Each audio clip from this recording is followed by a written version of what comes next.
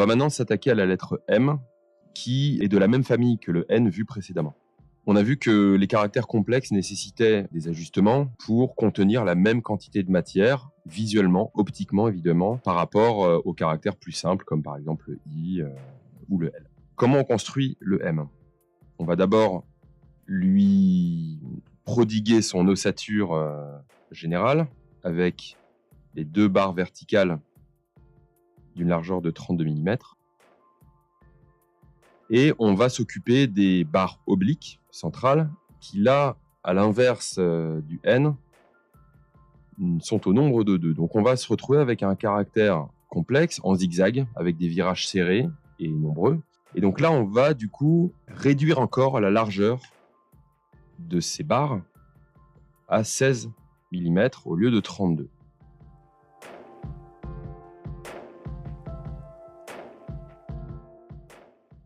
Pour rappel, dans le N, c'était 24 mm. Donc là, on respecte notre règle des 10 degrés et on va commencer donc à créer cette barre de 16 mm. On l'incline, on la tronque. On va, comme ça, assembler ces 2 barres obliques de manière très structurée. On va les fusionner. Et on place tout ça au centre. Donc voilà. À l'instar du N, on a un M, mais qui ne correspond pas non seulement visuellement à la structure générale qu'on a voulu donner à la typographie de Contigo, mais qui en plus contient évidemment trop de matière. C'est le même problème que la dernière fois. Donc, on reprend nos réglettes, la même boîte à outils que le précédent caractère. Vous voyez que tout ça, c'est vraiment comme faire de l'ébénisterie ou de la menuiserie. On a vraiment des sortes d'outils, des réglettes d'outils qui nous permettent un petit peu de façonner la lettre telle qu'on le souhaite. Donc, on place nos petits éléments graphiques de cette manière-là, aimantés à la structure de la lettre.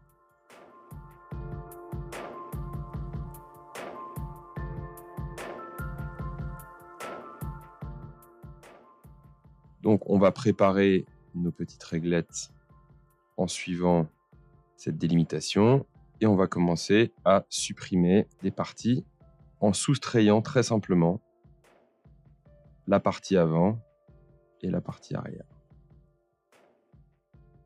On n'a plus qu'à supprimer les parties en trop et on obtient notre M final qui est parfaitement conforme à la structure qu'on a voulu donner au caractère Contigo.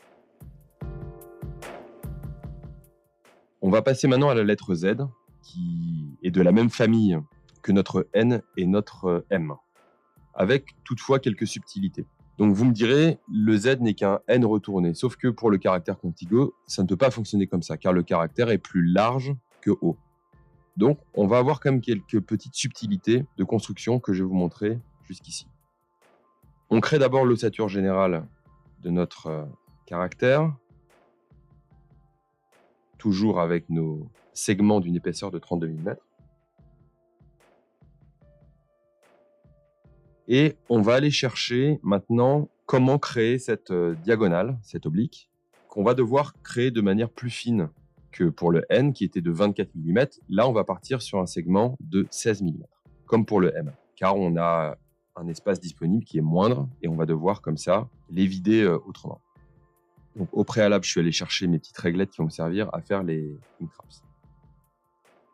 Donc pour ça, on va se servir de ce segment qu'on va réduire de moitié, comme ceci. On va l'agrandir, puis l'incliner, le placer parfaitement au centre et le tronquer parfaitement sur notre grille.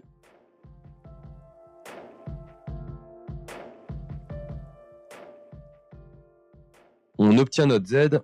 Maintenant, comme pour les caractères précédents, on a évidemment besoin de créer nos intraps. Donc comment je vais faire? Exactement le même principe.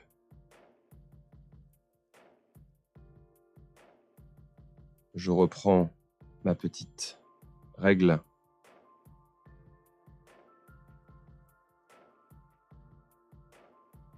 de 8 mm.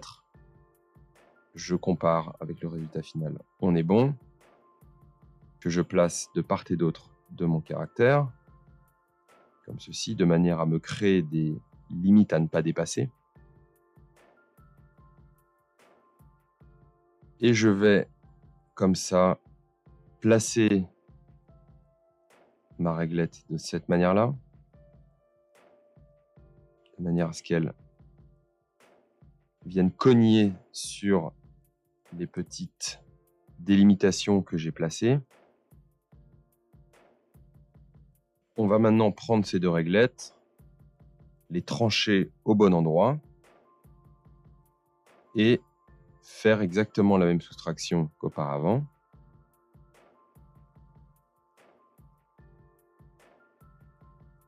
Et supprimer les parties inutiles. Et on obtient un Z qui correspond à l'alphabet Contigo, très graphique, très nerveux, très rythmé et qui permet de compléter l'alphabet de manière efficace et correspondant au standard qu'on s'est fixé. Donc là, vous avez vu la construction de caractères un peu plus complexes en respectant des principes indispensables pour que notre typographie complète soit de bonne qualité, notamment cette règle qui m'est chère, qui est la règle du gris typographique, c'est-à-dire la quantité, la densité de matière présente dans une lettre.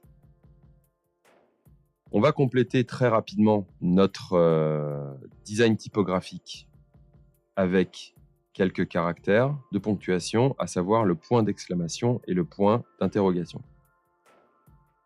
Donc là, pas de difficulté particulière.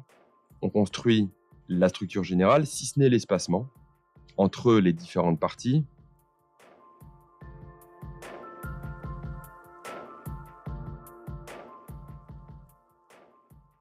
Comme vous le voyez,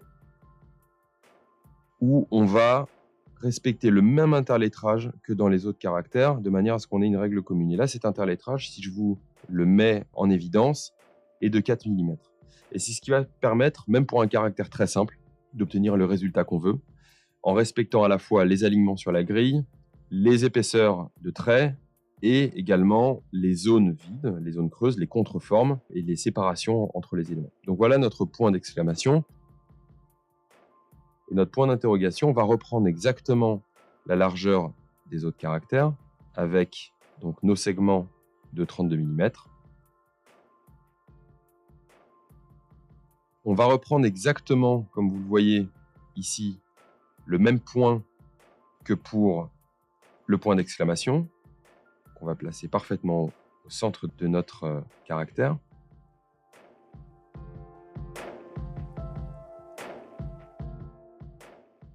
Et on voit que si on essaie de compléter de cette manière-là notre point d'interrogation avec un segment horizontal de 32 mm d'épaisseur, ça ne fonctionne pas. Donc il va falloir travailler la contreforme, comme ici, avec deux interstices de 4 mm.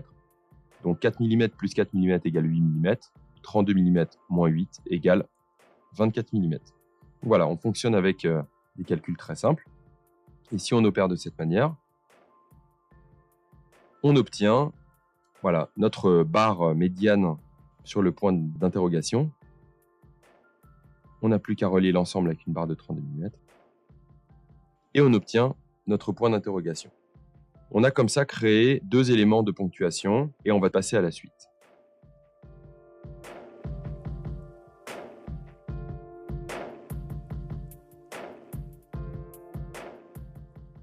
Je vous ai donc présenté les règles de base, les règles élémentaires de construction des premières lettres. Je vais vous montrer maintenant, en assemblant les différents caractères, le résultat final. On prend donc les caractères qu'on a créés, on isole les caractères de Contigo et on va commencer à les placer dans une grille que j'ai préalablement construite pour respecter mes interlettrages.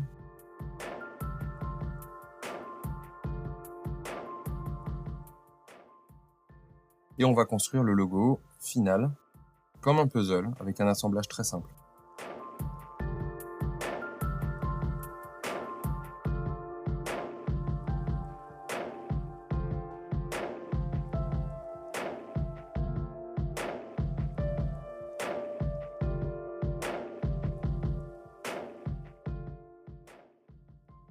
Et on obtient ainsi l'effet d'empilement de conteneurs de cette manière-là.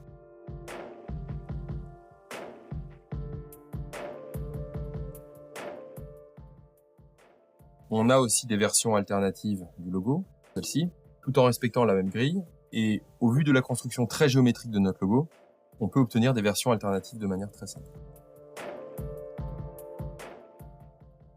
Je vous présente maintenant rapidement le résultat final de l'ensemble de l'alphabet complet, qui est un caractère dédié à Contigo, que j'ai appelé Contigo Black, avec tous les caractères de l'alphabet que je vous détaille ici.